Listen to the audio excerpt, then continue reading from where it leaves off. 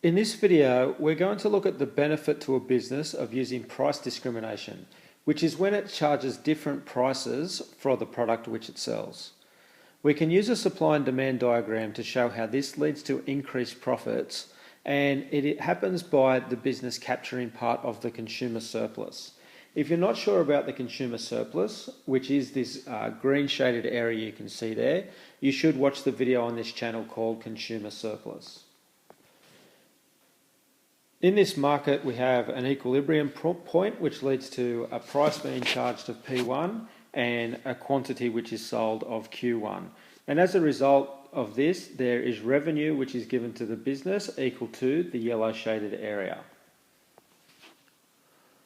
For the example that we're using here, I'm going to be talking about a new Xbox game. Often when Xbox games first come out, they are charged, a very high price is charged, and that is to get consumers who are willing to pay extra to have that game immediately. So when the game first comes out, instead of charging the equilibrium price of P1, the business is going to charge the price P2. There's only a small number of consumers who are willing to pay that price, but we can see from the demand curve that Q2 products will be demanded at that higher price. After a certain amount of time, the business can then drop their price down to the equilibrium price, and we'll then get consumers from Q2 to Q1 who will buy that game, and they will pay the equilibrium price of P1. But in this process, originally the revenue received by the business was this yellow area. By using price discrimination, they were able to capture some extra revenue equal to this yellow box here, and that is eating into the consumer surplus which originally existed.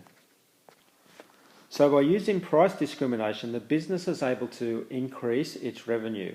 They might be able to do this in a number of stages, so they might launch the game originally at a high price, after an amount of time drop the price to a lower price, and then finally drop it to the equilibrium price.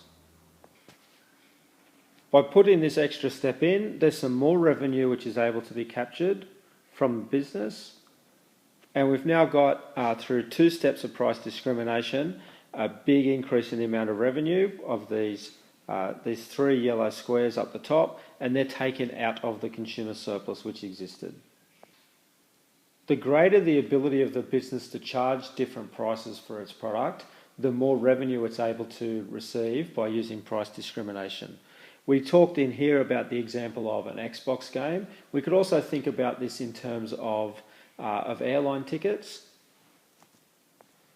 So when a business is offering a trip from one city to another, it can charge different prices for first class passengers, business class passengers, and economy passengers. And because each is paying a higher price, it leads to a greater revenue for the business.